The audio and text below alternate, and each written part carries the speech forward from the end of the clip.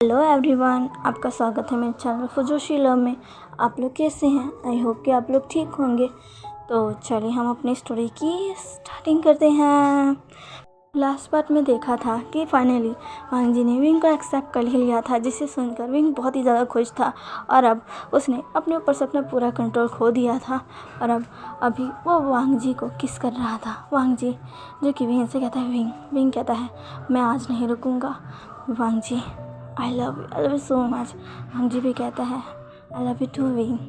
दोनों ही एक दूसरे को देख रहे थे। अचानक दोनों के गले में जो लॉकेट था वो शाइन करने लगता है।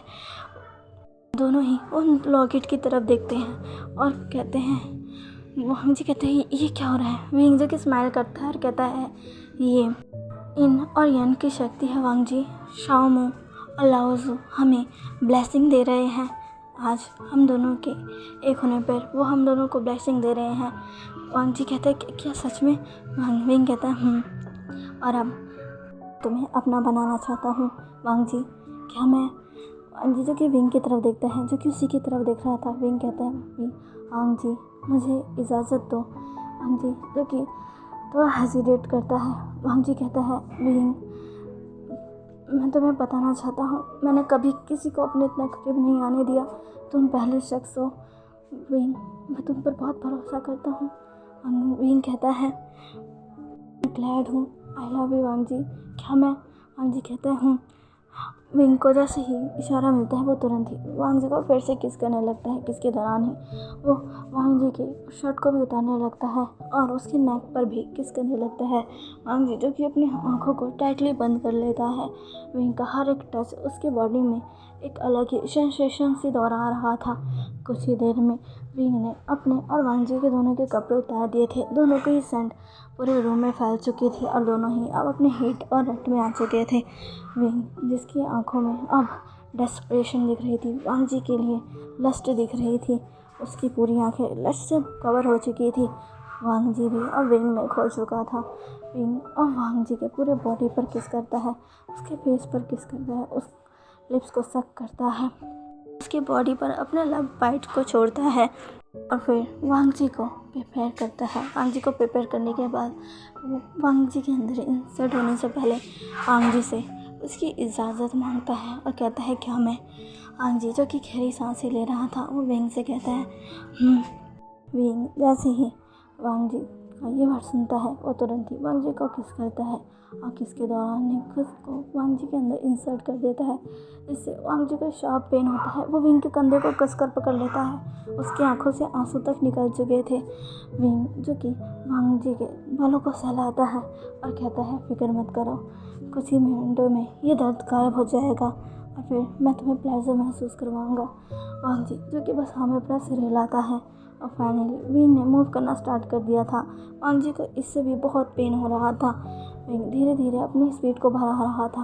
वांग जी को और पेन हो रहा था, लेकिन फाइनली विंग अब फास्ट हो जाता है। काफ़ी देर तक वांग जी को पेन होने के बाद फाइनली अब वो पेन प्लेजर में महसूस हो रहा, प्लेजर में बदलने लग गया था। अब वांग जी को प्लेजर मिल रहा था, वो मौन नहीं कर रहा था। विंग कहता है मेरा नाम लो वांग जी, मेरा नाम लो और मौन करो। ये सुनते ही वांग जी और विंग का नाम लेकर मौन करने लगता है और लाउडली विंग का नाम लेकर मौन किया जा रहा था और विंग इससे को सुनकर और भी ज़्यादा डेस्परेट हुआ जा रहा था और वो वांग जी के साथ और भी ज़्यादा रफ हो जाता है। वो खुद की स्पीड को और बढ़ा देता है। वांग जी के दोनों हाथों के अंदर अपने हाथों को इंटरवाइन कर उसे बेड पर पिन कर रखता है और अपने आप को फास्टली मूव करने लगता है। काफ़ी समय तक विंग यही सब करता है। ये वांग जी का फर्स्ट टाइम था, साथ में ये विंग का भी फर्स्ट टाइम था। वो ज़रूर हर लड़की के साथ फ्लर्ट करता, पर उसने कभी भी किसी के साथ वो सब नहीं किया। वो वांग जी ही था जिसके साथ आज विंग वो सब कर रहा था और आज उन दोनों ने ये चीज़ काफ़ी देर तक की थी।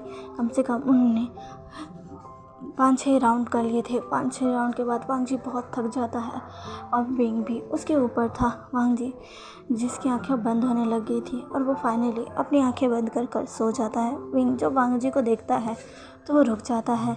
वांग जी को देखता है जो कि पूरा मैस था। विंग उसे देखकर स्माइल करता है वो अब खुद को वांग जी से अलग करता है और वांग जी को अपने आर्म्स में कैरी कर लेता है, उसे बाथरूम में लेकर जाता है, उसे क्लीन करता है, खुद भी क्लीन होता है और फिर उसे बेड पर लाकर सुला देता है और उसके साथ भी वो भी सो जाता है। वांग जी के फोरहेड पे किस करता है और सो जाता है। अब यहाँ से काफ़ी समय बीत जाता है, कभी करीब रात के 2 या 3 बज रहे थे। वांग जी की आंखें खुलती हैं। वांग जी जो कि उठने की कोशिश करता है पर उसके शरीर में बहुत पेन हो रहा था। वांग जी की हलचल से विंग की भी नींद खुल जाती है। विंग उठकर वांग जी को देखता है। वांग जी को देखकर विंग कहता है, वांग जी कि लंजा क्या हुआ? विंग भी उठकर बैठ जाता है। विंग कहता है, क्या हुआ कि तुम्हें कुछ चाहिए? वांग जी विंग की तरफ देख रहा था। वांग जी कहता है, वो मैं। विंग कहता है, क्या हुआ? वांग जी जो कि कुछ कहना चाहता था पर उसको समझ नहीं आ रहा था वो कैसे कहे। तभी वांग जी के पेट में से आवाज़ आती है। विंग जो भी सुनता है तो वांग जी को देखता है। वांग जी जो कि शर्माने लग गया था। विंग स्माइल करता है। विंग कहता है, क्या तुम्हें भूख लगी है? वांग जी कहता है, हाँ वो मैंने डिनर नहीं किया था। विंग कहता है, मुझे माफ़ करना, मेरी वजह से तुम डिनर नहीं कर पाए। चलो कोई बात नहीं, मैं तुम्हारे लिए कुछ बना कर ले आता हूँ। वांग जी कहते हैं, क्या तुम? विंग कहता है, हाँ क्यों नहीं, मैं तुम्हारे लिए बना देता हूँ, मैं अभी आता हूँ। वांग जी कहता है, पर विंग कहता है, पर कुछ नहीं वांग जी, मैं तुम्हारे लिए कुछ बना कर ला रहा हूँ। ऐसे कहकर विंग बेड से उठ जाता है, वांग जी के फोरहेड पर किस करता है और फिर कहता है, मैं अभी आया। ऐसे कहकर वो वहाँ से बाहर चला जाता है। उसे पता था किचन एरिया कहाँ है, इसलिए वो सीधा किचन में चला जाता है। वो वांग जी के लिए कुछ अच्छा सा बनाना चाहता था तो फ्रिज में रखे सामानों को देखता है, उन्हीं से वांग जी के लिए कुछ बनाने लग जाता है। करीब 20 मिनट बाद फूड बनकर रेडी था। वहाँ विंग और वांग जी के लिए फूड लेकर जाता है। वांग जी जो कि रूम में बैठकर विंग का इंतज़ार कर रहा था। फाइनली विंग आता है, उसके हाथों में फूड था। विंग फूड को वांग जी के पास लेकर आता है और अपने हाथ से उसे खिलाते हुए कहता है, ये लो खाओ। वांग जी पहले विंग को देखता है। विंग कहता है, वांग जी खाओ। तभी वांग जी उसे खाता है। वो सच में बहुत अच्छा था। विंग कहता है, कैसा है? वांग जी जो कि एक छोटी सी स्माइल करता है और कहता है, अच्छा है। विंग अब वांग जी को खिलाने लगता है। वांग जी कहता है, तुम भी खाओ। विंग कहता है, नहीं मुझे उतनी भूख नहीं है। वांग जी कहता है, क्या? विंग कहता है, हाँ क्योंकि मैंने तो अपना डिनर अच्छे से किया था। वाह। तभी वांग जी कहता है, ओह तुम डिनर कर चुके थे? विंग कहता है, हाँ तुम्हें नहीं पता, तुम्हारे साथ ही तो किया था मैंने। वांग जी कहता है, मेरे साथ? पर मैंने तो डिनर किया ही नहीं। विंग कहता है, वांग जी कि तुम भूल गए मैंने डिनर किया, तभी तो तुम्हारी इतनी ज़्यादा बुरी हालत है। वांग जी जो कि अब समझ जाता है और विंग को कहता है, शेमलेस, जो कि बस हंस के रह जाता है। कुछ समय बाद वांग जी अपना पूरा फूड फिनिश कर देता है। विंग अब वांग जी के पास बैठा था और उसे हक करके रखा हुआ था। विंग कहता है, चलो अब सो जाओ। वांग जी कहता है, पर अभी मुझे नींद नहीं आ रही। विंग कहता है, तो फिर हम क्या फिर से? वांग जी कहता है, नहीं बिल्कुल भी नहीं। विंग कहता है, लंच जाओ। वांग जी कहता है, नहीं बिल्कुल भी नहीं, मेरे शरीर में भी बहुत पेन हो रहा है। विंग कहता है, ठीक है, तो क्या हम कुछ बात करें? वांग जी कहता है, ठीक है, क्या बात करना चाहते हो? तभी विंग कहता है, क्या तुम मुझे अपने बारे में बता सकते हो? वांग जी कहता है, मेरे बारे में? विंग कहता है, हाँ वाह लंजा, मुझे तुम्हारे बारे में कुछ जानना है। तुम्हारी पाक्षिन को लेकर नफरत से मैं हमेशा सोचता रहता था, आखिर उसने ऐसा क्या किया है? लंजा, तुम अब तो मुझे बता सकते हो ना कि आखिर तुम्हारी लाइफ में आखिर हुआ क्या है, तुम्हारा पास्ट क्या है? वांग जी कहते हैं, विंग मैं। वांग जी जो कि विंग की तरफ नहीं देख रहा था, वो थोड़ा परेशान सा था, वो इधर उधर देख रहा था। वांग जी को फिर से एंजाइटी महसूस होने लग गई थी। तभी विंग उसे कसकर पकड़ता है, उसे सहलाता है, उसके फोरहेड पर किस करता है, कहता है, वांग जी शांत हो जाओ, क्या हुआ? तो तुम ठीक तो हो ना? वांग जी जो कि विंग के एम्ब्रेस में शांत होने लग गया था क्योंकि विंग ने अपने कामिंग फेरोमोन्स को रिलीज़ करना स्टार्ट कर दिया था। वांग जी काम होता है और विंग की तरफ देखता है और कहता है, तुम मेरे बारे में क्यों जानना चाहते हो? तभी वांग जी के बात सुनकर विंग कहता है, क्योंकि मैं तुम्हें जानना चाहता हूँ। मैंने लूसी से सुना तुम कभी भी माफिया नहीं बनना चाहते थे, पर तुम बने। मैं जानना चाहता हूँ क्यों? वांग जी कहता है, क्या तुम सच में जानना चाहते हो? विंग कहता है, तभी वांग जी कहता है, ठीक है, मैं तुम्हें सब बताऊँगा। विंग जो कि अब वांग जी पर अपना फोकस रखता है। वांग जी कहता है, मैं पाक्षी से बहुत नफरत करता हूँ। इसकी वजह कहीं ना कहीं मेरे डैड भी है। तो अभी विंग कहता है तुम्हारे डैड। वांग जी कहता है हाँ मेरे डैड, उन्होंने मेरे साथ और मेरे डैड के साथ जो किया है ना मैं वो कभी नहीं भूल सकता। विंग कहता है तुम्हारे डैड ने तुम्हारे डैड के साथ तुम्हारे डैड। वांग जी कहते हैं मेरी मॉम वो एक ओमेगा थी, पर वो एक मेल ओमेगा है, मेल ओमेगा थी जो डैड के फादर यानी कि मेरे अंकल के ऑफिस में काम किया करते थे। विंग कहता है अच्छा। वांग जी कहता है मेरे डैड मेरे अंकल के ऑफिस में काम किया करते थे, वो उनके सेक्रेटरी थे, वो बहुत अच्छे थे। मेरे अंकल कहीं ना कहीं उन्हें बहुत पसंद करते थे क्योंकि वो जैसे थे उनका व्यवहार, और साथ में मेरे डैड देखने में भी बहुत सुंदर थे। मेरे अंकल उन्हें बहुत पसंद करते थे, पर उनकी कभी हिम्मत नहीं हुई कि वो मेरे डैड से कुछ कह पाए। वो हमेशा ही यही सोचते कि कभी और एक अच्छे दिन पर वो मेरे डैड को प्रपोज़ करेंगे, लेकिन वो अच्छा दिन कभी आया ही नहीं। बींग जो कि ये सब सुन रहा था, वांग जी की आंखें नम होने लगी थी। बींग उसे कसकर पकड़ता है और कहता है वांग जी कहता है मैं ठीक हूँ। वांग जी कहता है मेरे डैड और मेरे अंकल की ज़िंदगी काफ़ी अच्छी चल रही थी, वो दोनों एक दूसरे के साथ बहुत खुश थे। कहीं ना कहीं डैड भी अंकल को पसंद करते थे, पर वो कभी कह नहीं पाए क्योंकि उनकी जो पोजीशन थी वो काफ़ी ज़्यादा बड़ी थी। वो तभी खुश थे जब तक कि उन दोनों की लाइफ में जब तक कि दोनों की ज़िंदगी में मेरे डैड नहीं आ गए। विंग कहता है तुम्हारे डैड। वांग जी कहता है मेरे फर्स्ट फादर। मेरे फादर एक दिन अचानक से ही मेरे अंकल के ऑफिस आ गए और वो मेरे अंकल से आर्गुमेंट करने लग गए। विंग कहता है पर किस लिए?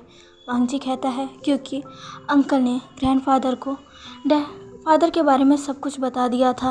वो अंडरवर्ल्ड से कनेक्टेड है और उनके कितने ज़्यादा इलीगल्स काम हैं उन सब के बारे में बता दिया था। इसी वजह से मेरे फादर मेरे अंकल के साथ आर्गुमेंट कर रहे थे। मेरे अंकल ने उनसे कहा कि वो उनके ब्रदर है, वो हमेशा ही उनके लिए अच्छा ही चाहेंगे।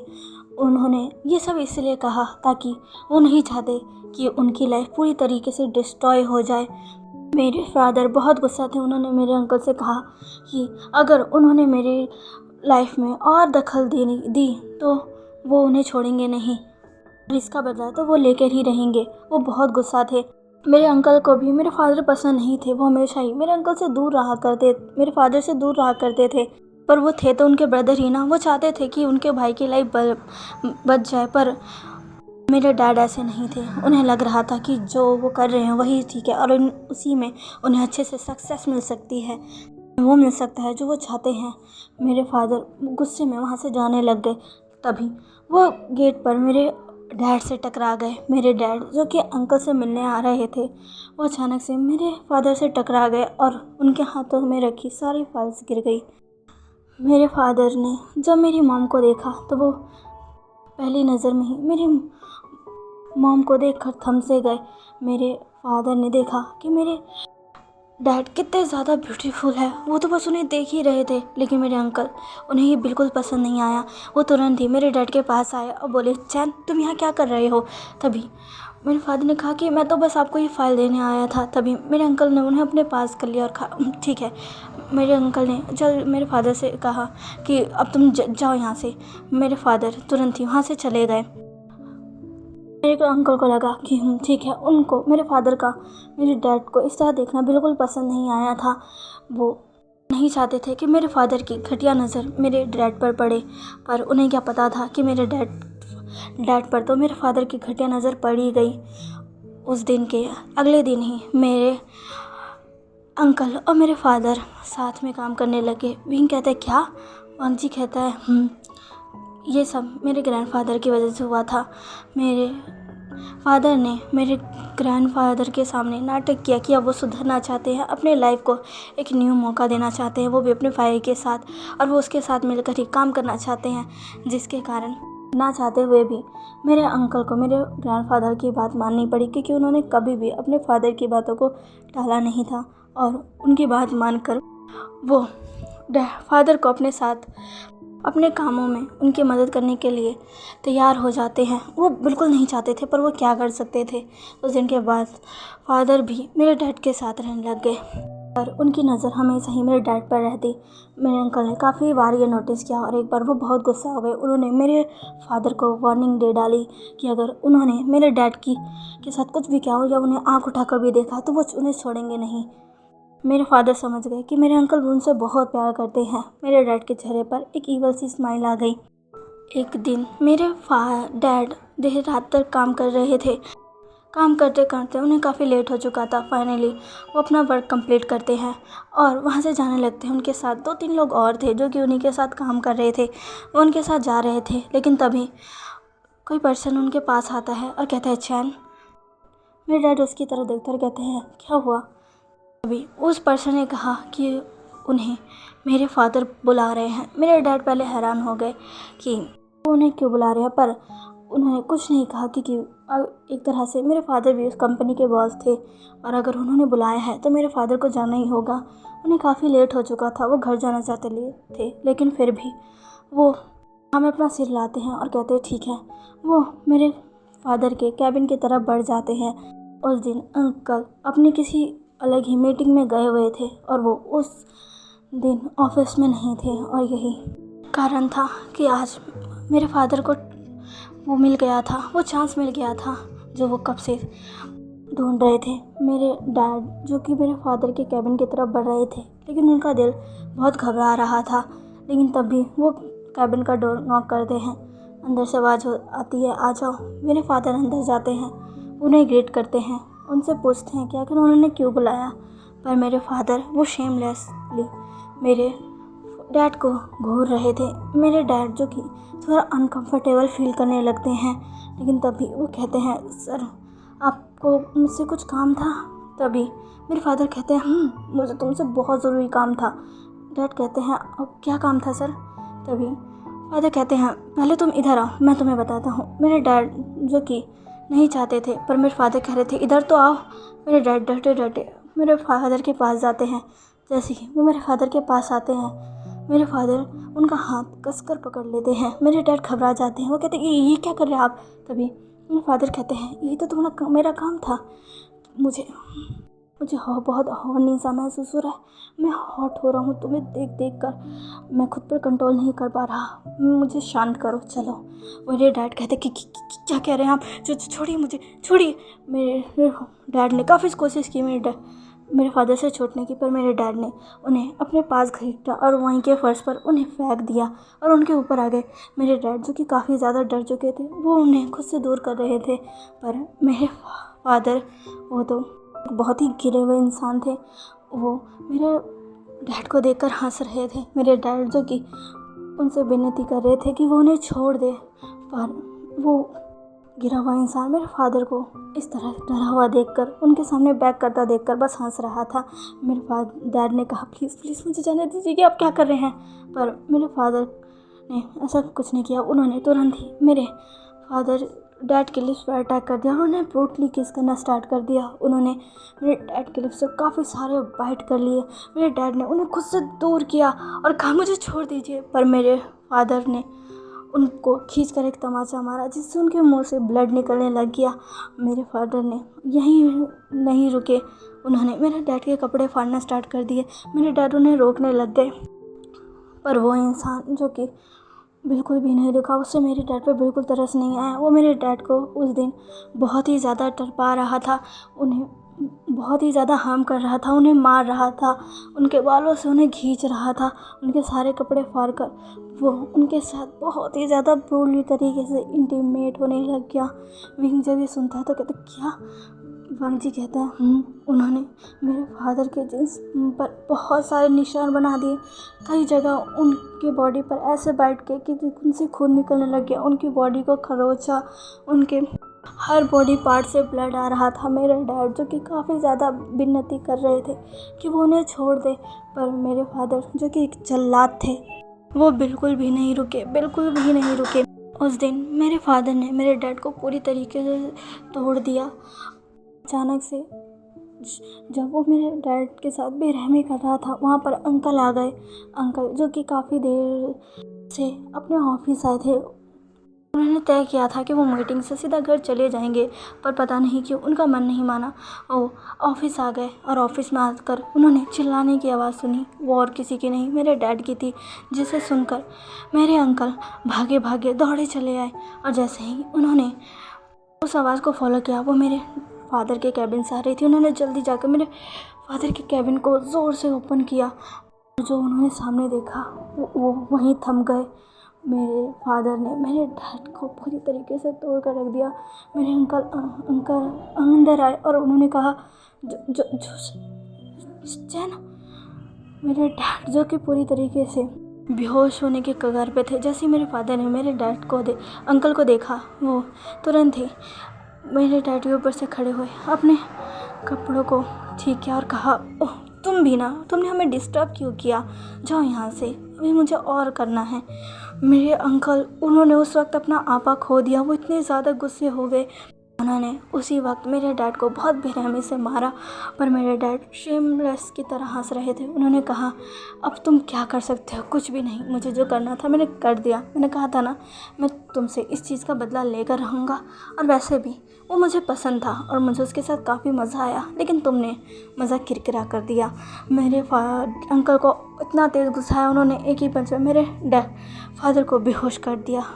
और वो फिर उन्होंने मेरे डैड को देखा, जो कि अब बेहोश पड़े हुए थे। उनकी आंखों में आंसू थे। वो जल्दी मेरे डैड के पास गए। उन्होंने मेरे डैड की हालत देखी और वो वहीं पर रोने लग गए। मेरे डैड को कहा, चैन चैन। पर मेरे डैड, जो कि उस बेरहमी के कारण अपना होश खो बैठे थे, उनकी बॉडी से जगह जगह से खून निकल रहा था, वो पूरे नेकेड थे। मेरे अंकल ने जल्दी अपने कपड़े से उन्हें कवर किया, उन्हें जल्दी उठाया और ऑफिस से बाहर निकल गए, उन्हें हॉस्पिटल लेकर गए। तो चलिए गाइस, आज के लिए बस यहीं तक। आज का पार्ट आपको कैसा लगा प्लीज़ मुझे कमेंट करके ज़रूर बताइएगा। और अभी तो बहुत कुछ है, तो नेक्स्ट पार्ट मिस मत करिएगा। ओके, मिलते हैं इसके नेक्स्ट पार्ट में। बाय।